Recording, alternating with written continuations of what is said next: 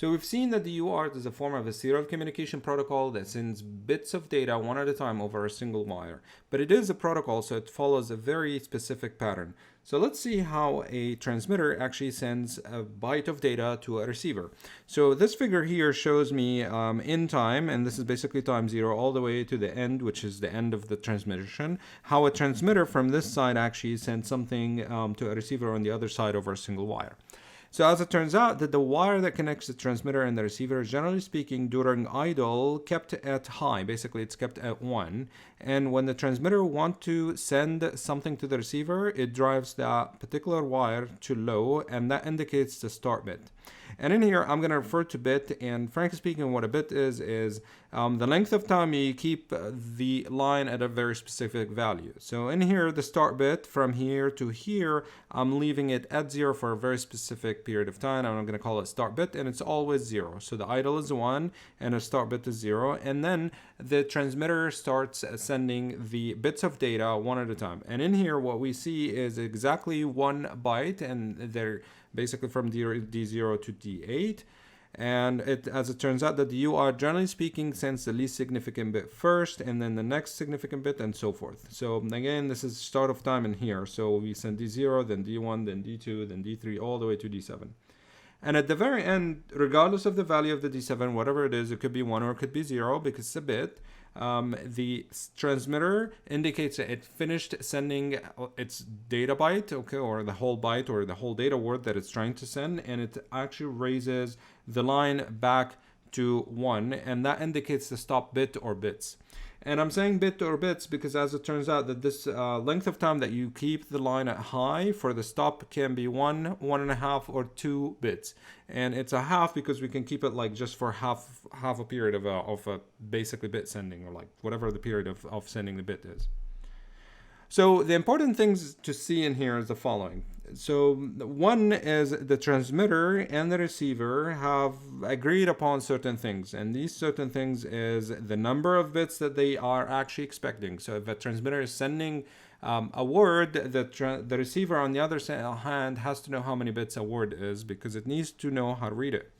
So in here, I'm showing you that it's sending a single byte, but as it turns out for UART, you do not have to send a whole byte. You don't have to send 8 bits. You can send 6, 7, or 8 actually. So you can actually go from 0 to 5, or 0 to 6, or 0 to 7 for that matter. And the number of stop bits is usually, as I mentioned a few minutes earlier, it's actually 1, 1.5, or 2. And that should be agreed upon before the transmission and the communication starts happening.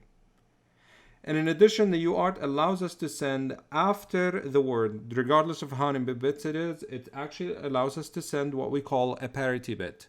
And that parity bit, it's a top of error correction. So the sender, the transmitter in here, I call it sometimes the sender, but the transmitter on this side computes some sort of a parity. And this parity could be an even parity or an odd parity. For example, an odd parity will take a look at how many bits I have in here, how many of them are 1. If it's an odd number of ones, I'll set that parity bit to 0 in here. Okay. And then I will send it along with the data. So if the receiver on the other side actually receive all of the data bits and receive the parity bit, and there's a difference in the parity. For example, it counted the number of odd and it wasn't odd, it was actually even. It will know that there's something wrong that happened during that communication and it repeats it. And that's the purpose of parity. In here, I'm not showing you a parity bit. For our examples and our construction, we're not just going to use parity, but it is part of the standard. We can utilize it if we choose to. So more importantly, I don't see between the transmitter or the receiver any sort of a shared clock. So the transmitter and the receiver would agree upon the number of bits it wants to send, whether there's a parity bit or not, how long is a stop bit. However, they will not share any clock. So there's no wire that tells me, okay, the clock in here, and I'm sending it exactly at the positive edge of the clock. So each one of them is running a completely separate clock, and they could be completely different speeds, out of phase, whatnot. And as it turns out that both of them, in addition to agreeing on how many bits, whether the parity and the stop bit is used, they have to agree on the rate at which you're sending the data. So in here, what I'm showing you is D0 takes a certain period of time. It's exactly the same as D1. It's exactly the same as D2. But that certain period of time, or the period for sending the bit, is actually an agreed upon rate. And generally speaking, you don't agree on the single bit. You agree of how many bits per second am I going to send you. And you can communicate basically the speed. So the speed at which I'm actually sending it to you, and it's usually called a baud rate. So the receiver and the transmitter would actually agree upon some sort of a baud rate. And there are certain standard baud rates. The most common one I've seen is 9600. Okay, so now we know how the communication protocol generally works. So how does it physically work? So what does the receiver, when does the receiver read the word? Like, when does it know how to do it? So, and as it turns out, that there's actually an oversampling scheme that happens. What I mean by the oversampling scheme is the receiver on this side, what it does, it always pulls the value of the wire it's actually monitoring. It always does it. So it's always reading it and reading it and reading it just to see whether actually it's still idle, does it go low, did it go fast and whatnot. And the rate at which it actually sees it or pulls that, it's called sampling. And we call it oversampling because, as it turns out, that you need 16 times the baud rate. So whatever the baud rate agreed upon, like let's assume that we agreed on 9600 bits per second, what the receiver is going to do is going to multiply this by 16 and pull that wire for 16 times 9600. So it's going to keep reading it, keep reading it, keep reading it, and so forth. Okay, so let's see in general, how does it actually work? So the receiver is actually pulling the wire, pulling. So what I'm interested in is here. So if it's pulling an idle, nothing is going to happen. It's not going to start. It's not going to do anything.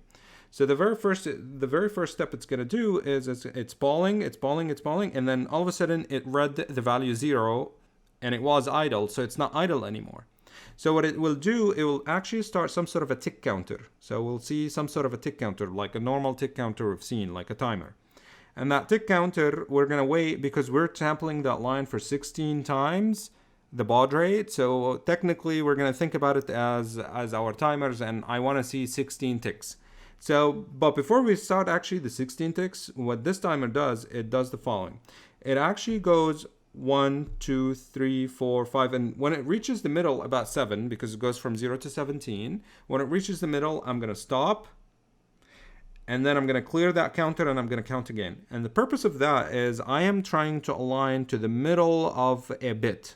So in all of the bits later on, my purpose of oversampling is to figure out where is the middle point of each one of the bits. And the reason why is because I want that bits to be stable and the wire to be stable and whatnot, so that I don't have any bit instability when I'm actually reading it on the other side. So ultimate goal of this oversampling is to do exactly one thing, and that thing is to estimate the middle point for each one of these data bits.